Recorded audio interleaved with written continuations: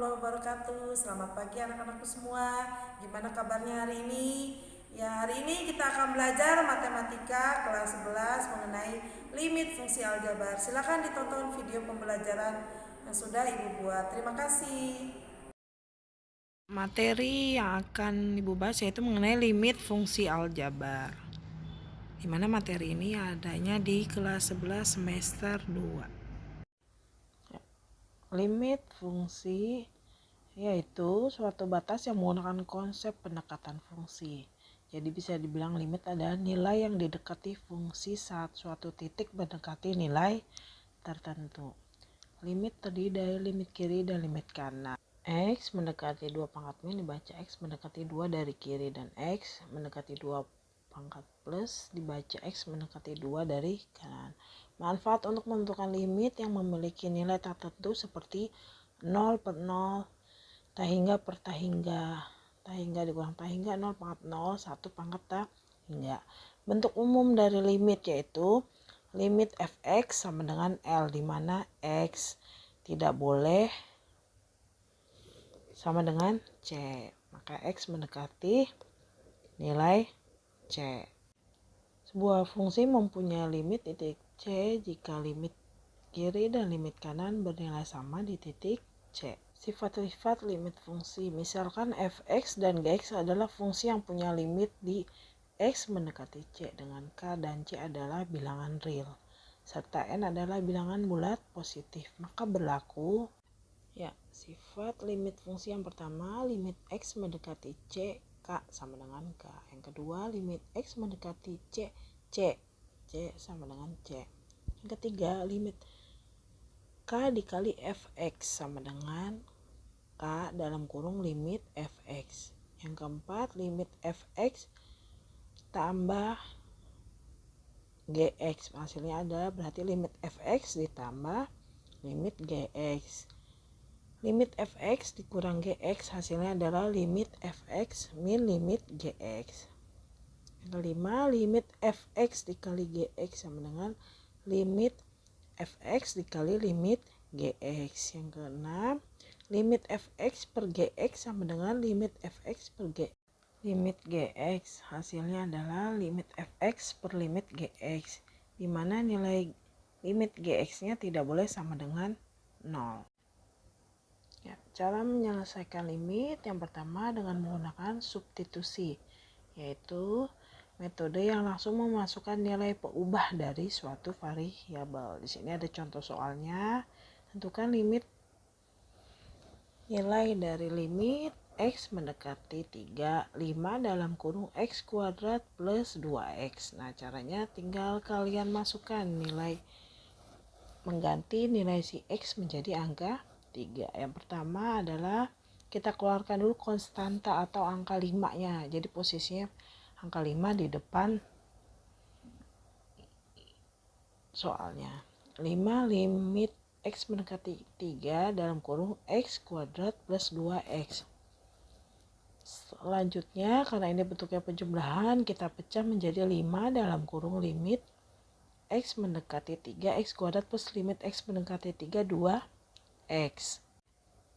Langkah ketiga yaitu kita akan mensubstitusi nilai x-nya menjadi sama dengan 3 ke dalam fungsi 5 dalam kurung x kuadrat. X-nya ganti 3. 3 kuadrat nilainya 9 ditambah 2 kali x. 2 kali 3 6. 9 tambah 6 nilainya adalah 15. 15 dikali 5, maka hasil akhirnya adalah 75.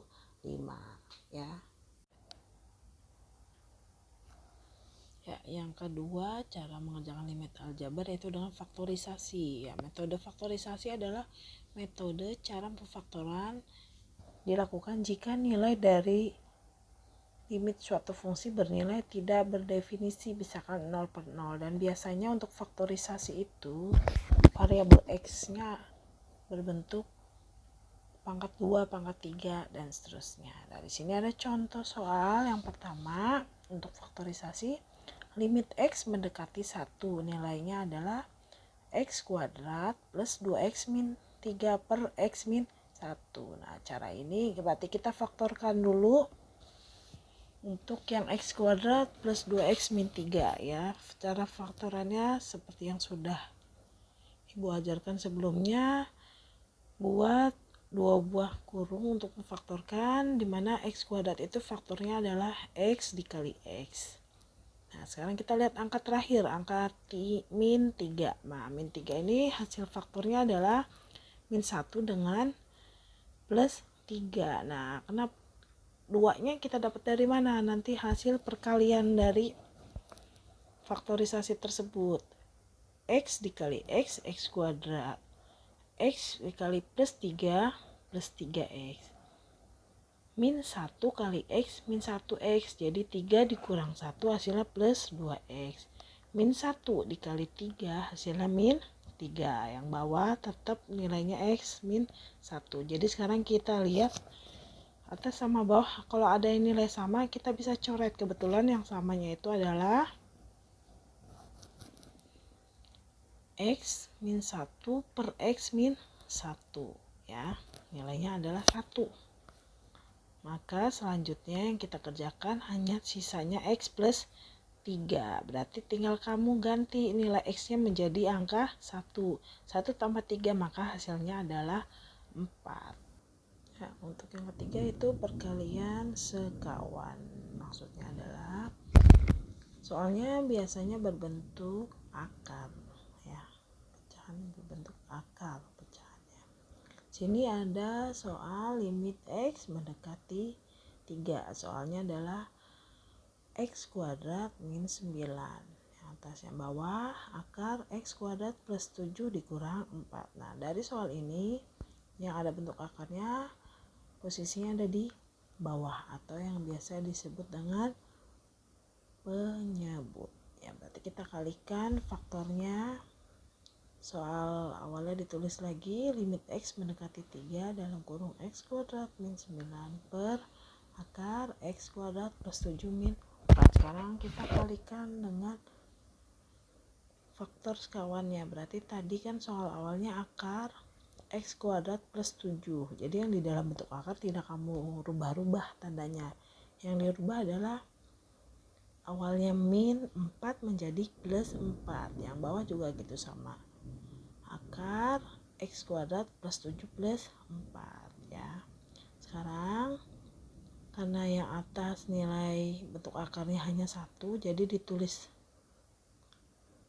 seperti langkah sebelumnya. Tetap limit X mendekati 3, X kuadrat min 9 dalam kurung akar X kuadrat plus 7 plus 4 dibagi. Nah, yang bawah kebetulan kiri dengan kanan posisinya ada akar kan. Nah, berarti kita sederhanakan nih.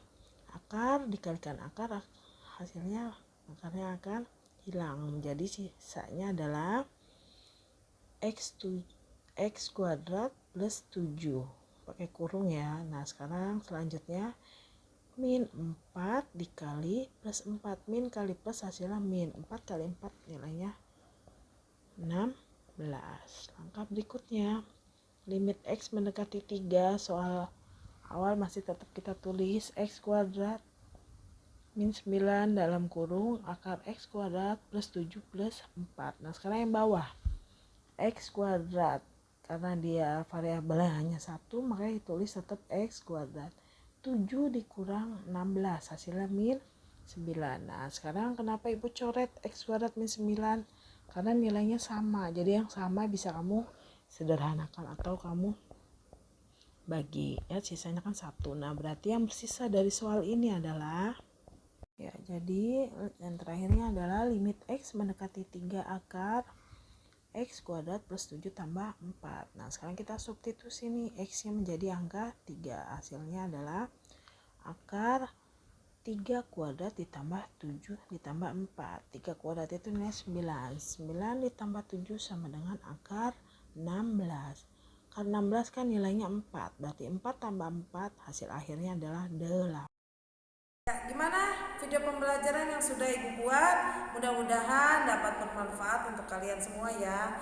Terima kasih yang sudah menonton, like dan subscribe-nya. Wassalamualaikum warahmatullahi wabarakatuh.